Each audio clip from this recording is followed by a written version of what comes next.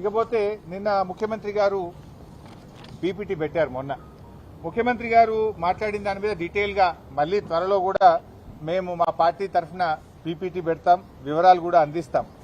బేసిక్గా చెప్పాలంటే ముఖ్యమంత్రి గారు నిన్న మాట్లాడినటువంటి విషయాలు అవన్నీ కూడా గమనిస్తూ ఉంటే ప్రజాభవన్లో ఏదైతే పవర్ పాయింట్ ప్రజెంటేషన్ ముఖ్యమంత్రి గారు నిన్న ఇచ్చారో దాన్ని బట్టి చూస్తే 50 ఏండ్ల కాంగ్రెస్ పాలనలో కాంగ్రెస్ పార్టీ చేసిన ద్రోహాలను కవర్ పాయింట్ ప్రజెంటేషన్ లాగా, ఆ ద్రోహాలను కప్పిపుచ్చడానికి అది పీపీటీ కాదు, అది కవర్ పాయింట్ ప్రజెంటేషన్ లాగా మాకు కనబడ్డది. ఎందుకంటే ద్రోహాలకు మారుపేరు కాంగ్రెస్ పార్టీ. ఉన్న తెలంగాణను ఆంధ్రలో కలిపింది కాంగ్రెసే, నీళ్లలో తెలంగాణకు అన్యాయం చేసింది కాంగ్రెసే, వందలాది మంది యువకులను పొట్టనబెట్టుకున్నది కాంగ్రెసే. సరే, ముఖ్యమంత్రి గారు మాట్లాడిన తీరు అదంతా చూస్తూ ఉంటే 2 విషయాలు చాలా స్పష్టంగా మనకు కనబడతాయి. ఒకటేమో అజ్ఞానం, రెండవదేమో అతి తెలివితేటలు. ఒక రకంగా బాధతో చెప్తున్నాను, నేను ఏదో విమర్శించాలని చెప్పట్లేదు, రాజకీయాల కోసం మాట్లాడతలేదు. ఇప్పుడు నేను మాట్లాడేది కమిషన్కి సంబంధం లేదు, కమిషన్ది క్లోజ్ చేసిన. ఎందుకంటే కమిషన్ ఉన్నప్పుడు ఎక్కువ వివరాలు కమిషన్ పరిధి దాటి మాట్లాడకూడదు. What I'm talking is related to CMs PPT. So ఒకటి అజ్ఞానం, 2 అహంకారం. అహంకారంతో కూడినటువంటి అజ్ఞానము, అహంకారంతో కూడినటువంటి అతి తెలివి. ఏంటి, మేము ఏం చెప్పినా ప్రజలు నమ్ముతారు, మేము అబద్దాలు మాట్లాడినా ముఖ్యమంత్రిగా కుర్చీలో కూర్చున్నా కదా జనాన్ని నమ్మిస్తా అని ముఖ్యమంత్రి గారు అనుకుంటున్నారు. సో 2 విషయాలు, చాలా వివరాలు ఉన్నాయి కానీ సింపుల్గా 2-3 విషయాలు మాత్రమే చెప్తారు. ఒకటి 299/512 ఇది శాశ్వత ఒప్పందం చేసుకున్నారని పదే పదే ఒక అబద్దాన్ని 100 సార్లు చెప్తే నిజమైద్దనే విధంగా రేవంత్ రెడ్డి గారు, ఉత్తమ్ కుమార్ రెడ్డి గారు వ్యవహరిస్తూ ఉన్నారు. బాధ కలిగేది ఏంటంటే తాత్కాలిక నీటి వినియోగానికి, నీటి పంపకానికి తేడా లేకుండా ఈ రేవంత్ రెడ్డి గారు మాట్లాడుతూ ఉన్నారు. నీటి వినియోగం అనేది కేఆర్ఎంబీ చేస్తుంది, నీటి పంపకం అనేది ట్రిబ్యునల్ చేస్తుంది. నీటి వినియోగం అనేది ఆ సంవత్సరానికి మాత్రమే పరిమితమవుతుంది, నీటి పంపకం అనేది శాశ్వతమైనటువంటిది. మీరేం చెప్తారు, శాశ్వతంగా 299 సంతకం పెట్టారనే ఒక అబద్దాన్ని పదే పదే ప్రచారం చేస్తున్నారు. వాస్తవానికి ఆ 299 ఎక్కడి నుంచి వచ్చింది? ఉమ్మడి ఆంధ్రప్రదేశ్లో నాటి కాంగ్రెస్ పాలకులు కృష్ణానది పరివాహక ప్రాంతంలో ఇదే జానారెడ్డి, ఉత్తమ్ కుమార్ రెడ్డి, కోమటిరెడ్డి వెంకటరెడ్డి లాంటి చేతగాని కాంగ్రెస్ నేతల వల్ల, వీళ్ళ పెదవులు మూసుకోవడం వల్ల ఆనాడు కేవలం 299 టీఎంసీలు మాత్రమే తెలంగాణ ప్రాజెక్టులకు కేటాయించడం జరిగింది.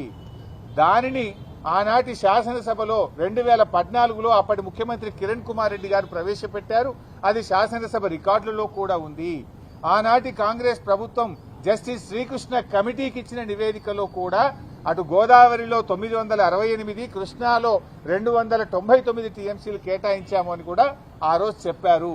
ముఖ్యమంత్రి గారు కూడా మాట్లాడుతూ 968లో గోదావరిలో మా కాంగ్రెస్ ఇచ్చింది అని మొన్న మాట్లాడిండు. మరి కృష్ణాలో 299 ఇచ్చి అన్యాయం చేసింది అనేటువంటి విషయాన్ని దాచిపెట్టే ప్రయత్నం రేవంత్ రెడ్డి గారు చేశారు. బట్ అయినా ఇలా సింపుల్ క్వశ్చన్ అండి, చిన్న 10వ తరగతి పిల్లవాడిని అడిగినా చెప్తారు. స్ట్రైట్ అండ్ సింపుల్, అర్థం చేసుకోవడానికి చాలా సింపుల్. మరి శాశ్వత ఒప్పందం కేసీఆర్ చేసి ఉంటే సెక్షన్ 3 కోసం కేసీఆర్ ఎందుకు అడుగుతాడు? What is section 3? నీళ్లలో పునః పంపిణీ చేయాలి, తెలంగాణ ఆంధ్రప్రదేశ్ మధ్య కృష్ణా నదీ జలాలను పునః పంపిణీ చేయాలి, నది యొక్క పరివాహక ప్రాంతం ఆధారంగా నీళ్లు పంచాలని కేసీఆర్ అడిగిండు. ఎప్పుడు అడిగిండు కేసీఆర్? రాష్ట్రం ఏర్పడ్డ 42వ రోజు అడిగిండు.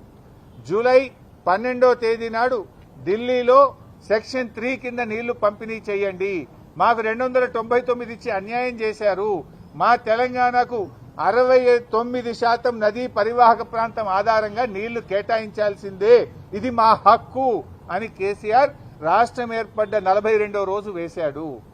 మరి నేను అడుగుతున్నా, 299కి శాశ్వతంగా ఒప్పుకుంటే సెక్షన్ 3 ఎందుకు అడుగుతాడు? సెక్షన్ 3 విషయంలో ఉమాభారతి గారిని స్వయంగా కలిశారు, గడ్కరీ గారిని స్వయంగా కలిశారు, షెకావత్ గారిని కలిశారు, ప్రధానమంత్రిని కూడా కలిశారు. పలుమార్లు పోరాటం చేసి సుప్రీంకోర్టు గడప దొక్కి కేంద్రం మెడలు వంచి సెక్షన్ 3 సాధించింది కేసీఆర్. సో ఇవాళ రేవంత్ రెడ్డి అర్థం చేసుకోవాల్సింది ఏంటంటే, నీటి పంపకం అనేటువంటిది ట్రిబ్యునల్ చేస్తుంది, ఆ ట్రిబ్యునల్ ను సాధించింది కేసీఆర్. ఈ రోజు మనకు 763 టీఎంసీల కోసం మన న్యాయవాదులు, మన ఇరిగేషన్ శాఖ పోరాటం చేస్తుంది. దాని మీద మీరు దృష్టి పెట్టాలని చెప్పి నేను కోరుతా ఉన్నా. మీ అలా బోర్డు అనేటువంటిది తాత్కాలిక నీటి వినియోగం మాత్రమే నిర్ణయిస్తుంది. ఇదే రేవంత్ రెడ్డి ప్రభుత్వం వచ్చి ఇప్పుడు 20 నెలలు అయింది. వీళ్ళు కూడా ఇదే రేవంత్ రెడ్డి సంతకం పెట్టి వచ్చిండు 66, 34 ఓకే. మరి 2024-25 సంవత్సరంలో 299 టీఎంసీలు చాలని, 34% చాలని ఉత్తమ్ కుమార్ రెడ్డి, రేవంత్ రెడ్డి సంతకం పెట్టి వచ్చిండ్రు.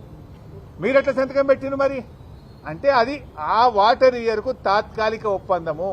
ట్రిబ్యునల్ ముందు అవార్డు పైన ఈరోజు ఆర్గ్యుమెంట్స్ అయిపోయినాయి. ఇంకొక 6 నెలల్లో అవార్డు వస్తుంది. ఇలా కేసీఆర్ సాధించిండు. మీరు మంచి వాదనలు వినిపిస్తే 5-6 నెలల్లో కృష్ణా నదిలో మనకు బ్రహ్మాండమైన వాటా రాబోతా ఉంది.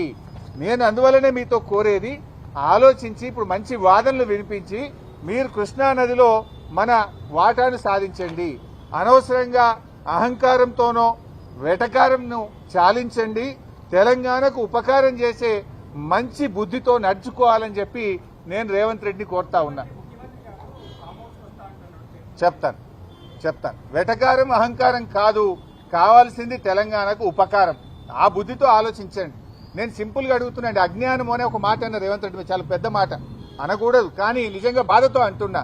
ఎందుకు అజ్ఞానంతో మాట్లాడారో చెప్పాలా? మీరు కూడా వీడియో ప్రజెంట్ చేయండి, ఇంకోసారైనా తప్పు చేయడు. ఆయన పాత వీడియోలు మాట్లాడి చూపించండి, ఇప్పుడు నేను మాట్లాడింది చూపించండి. ఏం మాట్లాడింది రేవంత్ రెడ్డి? మొదటి రోజు గోదావరిలో 1000 ఇచ్చేసాయి, కృష్ణాలో 500 ఇచ్చి చంద్రబాబు నాయుడు నీ ఇష్టం ఉండని నీళ్ళు తీసుకపో, 1000 ఇచ్చేసాయి, 500 ఇచ్చి నీ ఇష్టం బుద్ధినంత రాసుకపో, కృష్ణా నదిని దోచుకో అని చెప్పి ఆయనకు బ్లాంకెట్ సర్టిఫికేట్ ఇచ్చిండు రేవంత్ రెడ్డి. అది అజ్ఞానంతో మాట్లాడినటువంటి మాట. ఎందుకు ఈ మాట అంటున్నా? గోదావరిలో 968 కాదు, వరద జలాల్లో 1958 టీఎంసీల హక్కు ఉన్నది. 2918 టీఎంసీలు గోదావరిలో తెలంగాణకు రావాలని కేసీఆర్ ఆ రోజు మాట్లాడినరు. 2918 రావాలని కేసీఆర్ అడిగితే రేవంత్ రెడ్డి 1000 చాలు, ఇక చంద్రబాబును మొత్తం తీసుకపో అన్నాడు. ఎప్పుడైతే ఈ విషయాలు నేను బయట పెట్టినో తన అజ్ఞానాన్ని గ్రహించి నాలుక ఖర్చుకొని రేవంత్ రెడ్డి ఇప్పుడు నిన్నేం మాట్లాడతాడు అంటే, లేదే వరద జలాల్లో మా వాటా ఉన్నది, అందులో కూడా మేము మాకు ఇయ్యాలి కదా నువ్వు అని ఎప్పుడు మాట్లాడిండు? ఆయన అజ్ఞానాన్ని మేము బయట పెట్టి, అయ్యా కేసీఆర్ 918 అడిగిండు, నువ్వు 1000 అడిగినావు, ఇది తెలంగాణకు అన్యాయం అని చెప్పి నేను డాక్యుమెంట్లు బయట పెడితే ఆయన అజ్ఞానాన్ని సవరించుకునే ప్రయత్నం చేసిండు. కృష్ణాలో కూడా ఏమంటాడు? 500 చాలని రేవంత్ రెడ్డి అన్నాడు. ఉత్తమ్ కుమార్ రెడ్డి నిన్న మాట్లాడినప్పుడు ఏమన్నాడో చూడండి. నిన్న పీపీటీలో ఉత్తమ్ కుమార్ రెడ్డి ఏమంటాడు? 573 టీఎంసీల కోసం ట్రిబ్యునల్ ముందు మా న్యాయవాదులు వీరోచిత పోరాటం చేస్తుండ్రు అన్నాడు. నేను రేవంత్ రెడ్డి అజ్ఞాని అనుకున్నా గానీ ఉత్తమ్ కుమార్ రెడ్డి కూడా ఇంత పైలట్ చదువుకున్నోడివి, కనీసం 20 నెలలైంది నువ్వు నీళ్ల మంత్రి అయి, గది కూడా అవగాహన తెచ్చుకోకపోతే నేను బాధపడతా ఉన్నా, చింతిస్తా ఉన్నా. ఎందుకు ఈ మాట అంటున్నా అంటే, ట్రిబ్యునల్ ముందు మన అడ్వకేట్లు 763 టీఎంసీలకు వాదనలు వినిపిస్తున్నారు. తెలంగాణ హక్కు 763 టీఎంసీలని ట్రిబ్యునల్ ముందు కృష్ణానది హక్కుల కోసం మన న్యాయవాదులు, మన ఇరిగేషన్ శాఖ పోరాటం చేస్తే 500 చాలని ముఖ్యమంత్రి అంటాడు, 573 చాలని నీళ్ల మంత్రి అంటాడు. మీరు అసలు ఏం మాట్లాడుతున్నారు? అంటే మీ మాటలు ఈ రాష్ట్ర ప్రయోజనాలకు గొడ్డలి పెట్టు. నష్టం జరుగుతాయి ఈ రాష్ట్రానికి, అన్యాయం చేస్తా ఉన్నారు ఈ రాష్ట్రానికి. ఏంది మీరు అసలు చంద్రబాబు నాయుడు చెప్పినట్టు పనిచేస్తుండ్రా? ఈ రాష్ట్రం కోసం పనిచేస్తుండ్రా? 500 చాలు, 573 చాలు అనేటువంటి మాటలు అజ్ఞానంతో కూడినటువంటి మాటలు. మన న్యాయవాదులు 763 టీఎంసీల కోసం పోరాటం చేస్తున్నారు. ఇంకోసారి అజ్ఞానాన్ని వీడండి, బాగా చదువుకొని డిపార్ట్మెంట్తో మాట్లాడి మీరు మాట్లాడండి.